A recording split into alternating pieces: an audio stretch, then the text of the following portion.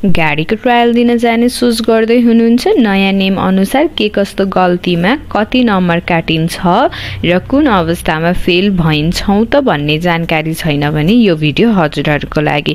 नमस्ते सम्पूर्णलाई। आज म हजुरहरूलाई नयाँ नियम अनुसार के कस्तो गल्तीमा कति नम्बर काटिन्छ र कुन अवस्थामा चाहिँ फेल भइन्छौँ त भन्ने जानकारी दिन गइरहेकी छु। कृपया भिडियो अन्तिमसम्म हेरिदिनु होला र भिडियो मन परेमा लाइक, कमेन्ट र यस्तै अन्य जानकारी चाहिएमा मेरो च्यानललाई सब्स्क्राइब गरिदिनु होला।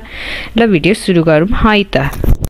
सुरुमा छ सवारी चलाउनु पूर्व सवारीको ऐना, टायर, ब्रेक सामान्य परीक्षण नगरेमा -3, सिट बेल्ट नलगाई सवारी चलाएमा -4 र यदि हजुरहरूको चलाइ राम्रो छैन, अनियमित पारामा चलाउनु भएको छ भने चाहिँ -3 कट हुन्छ।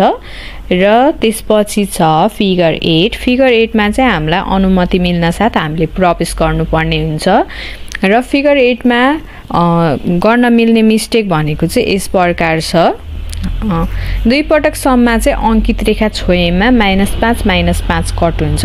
हामीले चाहिँ दुईचोटिसम्म फिगर 8 को लाइन टच गर्न पाइन्छौँ। एकचोटि टच गर्दाखेरि -5 कट हुन्छ अनि दोस्रोचोटि टच गर्दा नि -5 नै कट हुन्छ र हामीले आफ्नो ट्रायल चाहिँ कन्टिन्यू गर्न पाइन्छौँ। र फेल हुने अवस्था चाहिँ यस प्रकार छ। दुई पटक भन्दा बढी अंकित रेखा छोएमा, टायर अंकित रेखा भन्दा बाहिर गएमा, ठीक दिशाबाट ठीक तरिकाले 8 नबनाएमा, अघि बढ्नु पर्ने बेला सवारी पछाडि सरेमा चाहिँ हामी फिगर 8 मा फेल हुन्छौँ। यो फिगरहरू चाहिँ ठाउँ अनुसार फरक हुन्छ, त्यसमा चाहिँ कृपया हजुरहरू नझुकिदिनु होला। र फिगर 8 पछि छ ट्राफिक लाइट। ट्राफिक लाइटको चाहिँ ट्राफिक लाइटमा नियम पालना नगरेमा चाहिँ -15 कट हुन्छ। हजुरहरूले यदि रेड सिग्नल बलेको देख्दा नि जानुभयो भने चाहिँ -15 कट हुन्छ। ट्रायल चाहिँ कन्टिन्यू गर्न पाइन्छ। र त्यसपछि छ स्पिड ब्रेकर। स्पिड ब्रेकरमा गर्न मिल्ने मिस्टेक भनेको चाहिँ एक पटकसम्म सवारीको स्टार बन्द भएमा चाहिँ -5 कट हुन्छ। एक पटकसम्म स्टार बन्द भयो भने चाहिँ हामीले आफ्नो ट्रायल कन्टिन्यू गर्न पाइन्छौँ।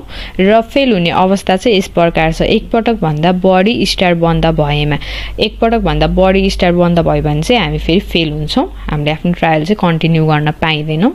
त्यसपछि छ युटर्न। युटर्नमा चाहिँ गर्न मिल्ने मिस्टेक भनेको चाहिँ सवारीमा टर्निङ इन्डिकेटर लाइट नबालेमा चाहिँ -10 कट हुन्छ र हामीले आफ्नो ट्रायल चाहिँ कन्टिन्यू गर्न पाइन्छ भने चाहिँ फेल हुने अवस्था चाहिँ यस प्रकार छ। अंकित रेखा छोएमा टर्निङ गर्ने क्रममा चाहिँ यदि हजुरहरूले लाइन कतै टच गर्नुभयो भने चाहिँ फेरि फेल हुन्छ। र त्यसपछि छ उकालो। उकालोमा चाहिँ हामीले कुनै नि प्रकारको मिस्टेक गर्नु हुँदैन र फेल हुने अवस्था चाहिँ यस प्रकार छ। टोकिएको रेखा नागी सवारी रोकेमा वा नरोकी अघि बढेमा, रोकिएको अवस्थाबाट सवारी अगाडि बढाउँदा पछाडिको टायर 6 इन्ची भन्दा पछाडि सरेमा चाहिँ हामी उकालोमा फेल हुन्छौँ। र त्यसपछि छ ओह्रालो। ओह्रालोमा पनि हामीले कुनै नि प्रकारको मिस्टेक गर्नु हुँदैन र फेल हुने अवस्था चाहिँ यस प्रकारको छ। ओह्रालो झर्दा टोकिएको रेखा नागी सवारी रोकेमा वा नरोकी अघि बढेमा, एक पटक भन्दा सवारीको स्टार बन्द भएमा चाहिँ हामी ओह्रालोमा फेल हुन्छौँ। र त्यसपछि छ एलब्याक। एलब्याकमा गर्न मिल्ने मिस्टेक भनेको चाहिँ सवारी पछाडि सार्ने क्रममा चाहिँ एक पटकसम्म अगाडि सारेमा चाहिँ -10 कट हुन्छ।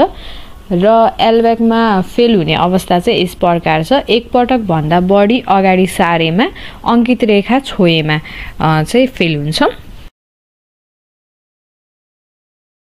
र यो चाहिँ मैले नयाँ नियम अनुसार के कस्तो गल्ती गर्दा पनि हामीले गाडीको ट्रायल चाहिँ सजिलैसित पास गर्न सक्छौँ र के कस्तो अवस्थामा चाहिँ हामी ट्रायलमा फेल हुन्छौँ त भन्ने बारेमा जानकारी दिएकी हुँ मैले। हस्त धन्यवाद।